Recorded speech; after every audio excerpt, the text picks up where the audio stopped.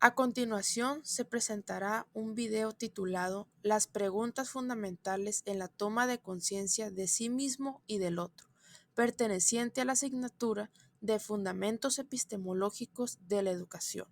Los integrantes son Perla Yoselín Cázares Gamboa, Melanie Quirós Parra, Jesús Abel Camacho Zazueta, Sebastián Michel Castaños y Brian Filiberto Nevares Hernández. Se entiende por descolonización al proceso histórico por el cual colonias africanas, latinoamericanas y de todas partes del mundo se obtuvieron su independencia política de sus estados colonizadores, ganando así pues cierta independencia, cierta eliminación de estructuras coloniales y el establecimiento de propios gobiernos por parte pues de sus propios territorios. También tenemos el concepto de epistemología del sur, que se basa en un conjunto de ideas, estudios e investigaciones para la búsqueda de conocimientos y criterios que otorguen una verdadera visibilidad a los pueblos pues del sur, un poco como mencionaba en pueblos latinoamericanos y africanos, basándose en sus propios contextos, sus propias culturas y sus propias vivencias como grupos sociales que pues históricamente han sufrido opresión, han sido explotados y han sido pues mayormente excluidos del mundo. Y brevemente, como tercer concepto, tenemos la diversidad cultural, que no es más que la variedad de culturas que existen en el mundo, incluyendo sus diferentes formas de vida, costumbres, tradiciones, creencias, lenguajes, expresiones artísticas, etcétera. Todo esto que le da pues identidad a una región o comunidad. Y enfocando estos tres conceptos hacia el lado educativo de enseñanza-aprendizaje, nos invitan a repensar qué estamos enseñando, a quién se lo estamos enseñando y para qué se lo estamos enseñando. ¿Por qué? Porque durante mucho tiempo la escuela ha sido un espacio donde se han representado pues ciertas ideas eurocéntricas, de manera que pues no se explora potencialmente el contexto de donde estamos enseñando. De ahí que pues sea urgente una transformación educativa que abrace, que amalgame diferentes formas de conocer, de aprender y de convivir, no solo hacia lugares extranjeros que no nos competen a nosotros, sino también pues lo que nos rodea y entendernos como una sociedad multicultural y transformadora, valorando nuestra identidad y la de todos los demás. Epistemología del sur ante el conocimiento europeo. La epistemología del sur, desarrollada por el sociólogo Bonaventura de Sousa Santos, es una crítica al conocimiento dominante eurocéntrico. Propone valorar y legitimar saberes históricamente excluidos como los de pueblos originarios, africanos campesinos y sectores populares. Busca nuevas formas de producir y reconocer conocimientos, tanto científicos como no científicos, desde la experiencia de grupos oprimidos por el capitalismo y el colonialismo. Y aquí en esta parte de abajo está un ejemplo de una cosmovisión de culturas indígenas, nahuas, mayas y zapotecos, la cual dice así: el maíz es sagrado y es parte de la identidad. Se cultiva con respeto a la naturaleza usando la milpa y rituales. Por un lado, la epistemología del sur defiende que este saber ancestral es válido y sostenible, aunque no sea científico. En cambio, el conocimiento occidental trata al maíz como un producto agrícola. Cosmovisión de los pueblos del sur y de la cultura occidental moderna. Una cosmovisión es la forma en que un grupo de personas entiende y explica el mundo que lo rodea.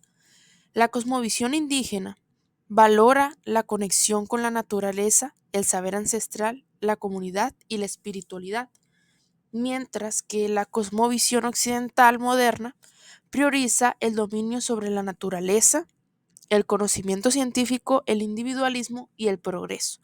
Y aquí en esta tabla se muestra, ¿no?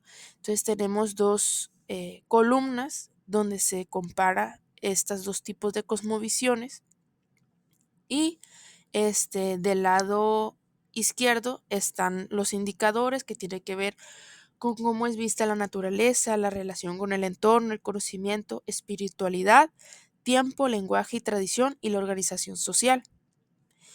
Algo bien importante aquí eh, es aquello que podemos hacer nosotros. Entonces, para poder reducir la desigualdad en los saberes, debemos valorar y respetar tanto el conocimiento científico como los saberes ancestrales, incluirlos en la educación, promover el diálogo entre culturas y garantizar la participación y derechos de las comunidades originarias. La observación como parte del método científico. La observación es el primer paso del método científico y consiste en examinar definitivamente un fenómeno para recoger información objetiva. Se puede hacer de manera cualitativa, colores, formas, comportamientos, o cuantitativa, número, medidas, cantidades. Ayuda a identificar problemas, patrones o curiosidades que luego se convierten en preguntas o hipótesis. Es una herramienta clave para evitar suposiciones y basarse en hechos reales. Ejemplo, observar que ciertas plantas crecen mejor en la sombra que al sol. Aplicación en el quehacer docente de ciencias. En el aula, la observación permite que los estudiantes construyan conocimiento a partir de la realidad. El docente promueve la observación al plantear actividades prácticas, usar materiales visuales, realizar experimentos o visitas al entorno. Esta práctica desarrolla en el alumnado la curiosidad, el pensamiento crítico, la capacidad de análisis y la actitud científica. Observar no es solo mirar, es preguntarse el porqué de lo que se ve y buscar explicaciones lógicas. Ejemplos en clase. Observar con una lupa los diferentes tipos de las hojas y describir sus características para relacionarlas con su función. ¿Qué es la epistemología del lenguaje? Es el estudio de cómo el lenguaje influye en la construcción y transmisión de conocimiento. Desde la filosofía antigua, con Platón y Aristóteles, ya se debatía si el lenguaje refleja la realidad o la construye. En el siglo XX, con pensadores como Wittgenstein, Foucault y Kuhn, surgió la idea de que el lenguaje no solo comunica conocimiento, sino que la produce según los contextos sociales, culturales y científicos. ¿Cómo se relaciona la epistemología del lenguaje con la docencia? En la docencia, el lenguaje es fundamental porque es la base del proceso educativo, por el medio del lenguaje que se enseña. Se aprende, se pregunta, se reflexiona y se construye sentido. Además, el tipo de discurso en el aula puede incluir o excluir, fomentar el pensamiento crítico o limitarlo. El docente debe usar un lenguaje accesible, crítico y reflexivo, y promover una alfabetización epistémica, es decir, enseñar a los estudiantes cómo se construye y se valida el conocimiento en distintas disciplinas. Cuestiones filosóficas de los sofistas y contradicciones de los socráticos. Según los sofistas, el conocimiento está siempre ligado a la percepción, que es subjetiva, cambiante y fragmentaria. De este modo, Gorgias afirma que no se puede comunicar el conocimiento, ya que cada persona percibe de manera distinta, incluso esa misma persona en diferentes momentos lo puede percibir de diferentes formas. Protágoras sostiene que el hombre es la medida de todas las cosas, lo que implica que cada quien conoce su propia perspectiva sin una verdad objetiva. Para los sofistas analizados no existe una verdad única ni absoluta, sino que lo que es verdad cambia dependiendo de la percepción individual. Protágoras introduce la idea de que todas las opiniones son verdaderas para quien las sostiene, lo cual Platón intenta refutar. Protágoras dice que el sabio no es el que dice la verdad, sino quien logra ayudar a los otros a cambiar sus percepciones hacia lo bueno. Esta visión cuestiona la idea de que una moral es universal y plantea que lo bueno también es relativo al sujeto y a su contexto. A diferencia de los sofistas, que solían relativizar la verdad y enfocarse en convencer más que en conocer, los socráticos buscaban un conocimiento auténtico a través del diálogo crítico y el examen de la virtud, lo que su filosofía estaba comprometida con el bien común.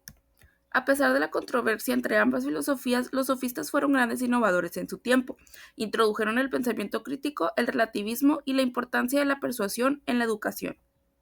Pusieron en el centro al ser humano como medida del conocimiento y de la acción.